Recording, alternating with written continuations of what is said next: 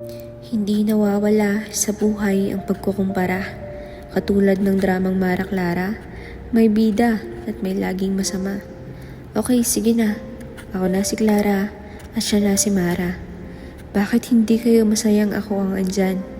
Lagi na lang kayong nakukulangan. Pasensya na kung hindi ko kaya ang mga ginagawa niya. Pasensya na kung ako ang kasama niyo at hindi siya.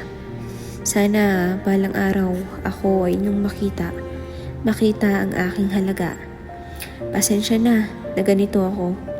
Ganito ang aking pagkatao. Unfair talaga ang mundo. Ako ang andito pero iba ang hanap niyo. Lahat ng aking makakaya ginawa ko.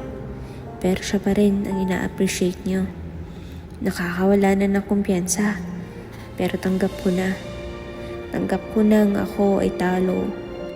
Na ang mali ay laging ako.